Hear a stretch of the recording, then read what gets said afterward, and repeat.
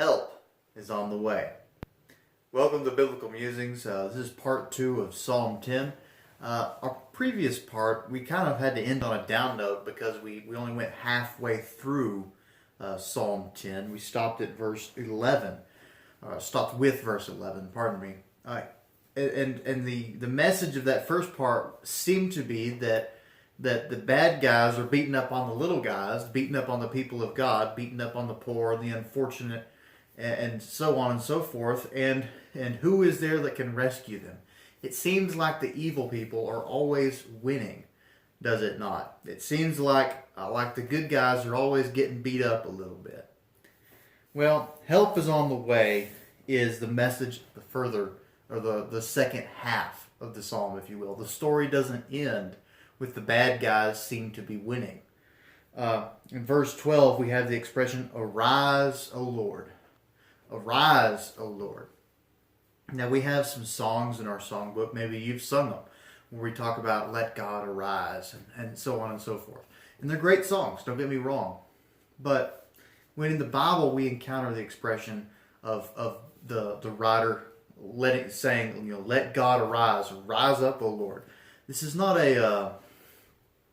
it's not a peaceful kind of meditative, God, I just want you to rise up and take charge of my life. That's good.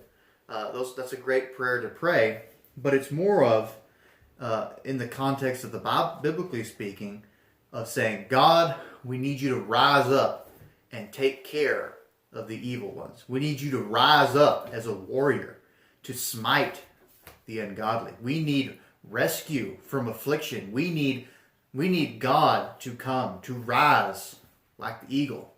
You see, the eagle, which God is sometimes compared with, he has a lot of symbols that he's compared with in the Bible. Rock, mountain, eagle sometimes. The eagle is not it's a bird of prey. It's coming to attack. And in the expression, sometimes the eagle gathers and protects with its wing in various passages in the Bible. But we're looking for God to arise in this psalm. Evil, it seems to be winning. Evil is vanquishing good. We need God to arise, to bring out justice, to bring rescue. And that's what this psalmist brings out. He says, "Arise, O Lord, O God, lift up your hand. Do not forget the afflicted. Why has the wicked spurned God? He has said to himself, you will not require it." It's very unfortunate. It's very unfortunate. It's very unfortunate that the wicked spurns God because they say God will not require it.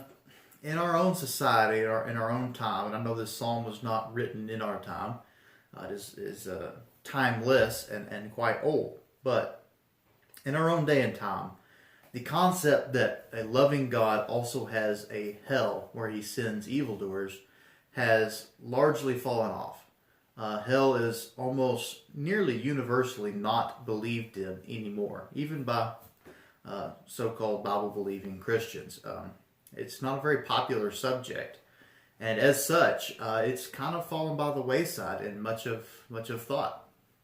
And so, largely, I would say, people do not have the fear of God. They do not know that God will require, that God will bring judgment because he brings justice. Now, we want a loving God, right? And he is. But God is also just. And to bring justice, he must also bring punishment. That involves rewarding the good, but it also involves punishing the bad. And we got to remember, in the context of this psalm, in the context of the world in which we live, the psalmist is bringing out that evil is conquering those who are good. They're laying traps for the good people that can't defend themselves, the widows and the orphans and the poor and so on and so forth. And we need God to come. We need God to rescue. So the wicked spurn God because they say he won't require it. He won't punish evil. That is not so. You have seen it, verse 14, for you have beheld mischief and vexation to take it into your hand. He's going to take care of it. The unfortunate commits himself to you. You have been the helper of the orphan. Break the arm of the wicked and the evildoer. Seek out his wickedness until you find none. Defend the defenseless. Isn't that who God is? He's the defender of those who cannot defend themselves. He's the noblest of warriors. He's the noblest of protectors because he takes care of those who cannot take care of themselves. He's going to recompense the wicked with their own deeds. The psalm ends with similar to the way it begins, but in a positive note. He began by crying out, "Where are you, God?" Where is God at the end of this psalm? Where is he? Verse 16 says, "The Lord is king forever and ever. Nations have perished from his land." The nations that are oppressing, the nations that they're beating up on each other and taking advantage of their people and so on and so forth, they'll pass away. Go look through history. The nations always do. They seem so powerful and so long lasting, and then they vanish away. But God, the Lord, he's king forever and ever. He's still on the throne.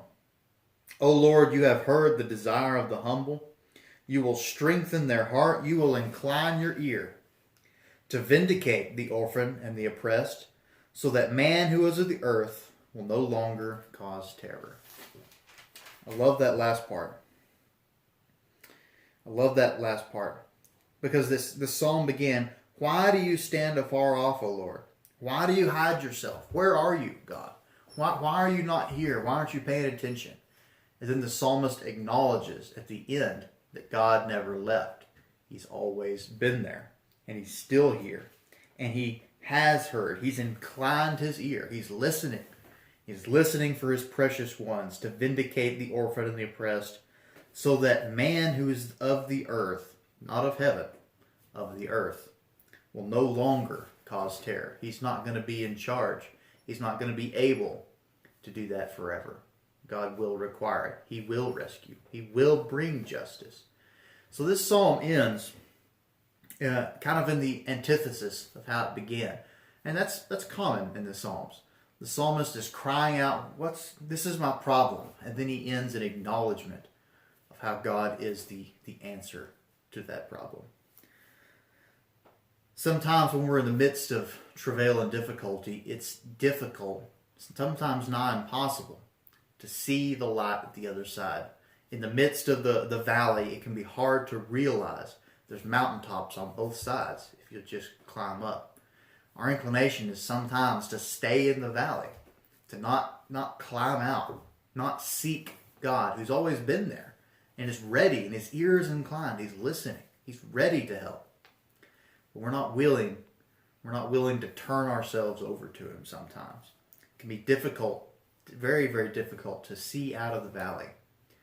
That is why it's so important that while you're not in the valley, while you're climbing up the hillsides, maybe you're standing on the mountaintop, when you have perspective, it's important when the troublesome times aren't upon you to build up strengthening defenses, spiritually speaking. So when the troublesome times arrive, you'll be ready for them. You'll know how to face them faithfully, trusting in God that he can get you through, because he can get through anything.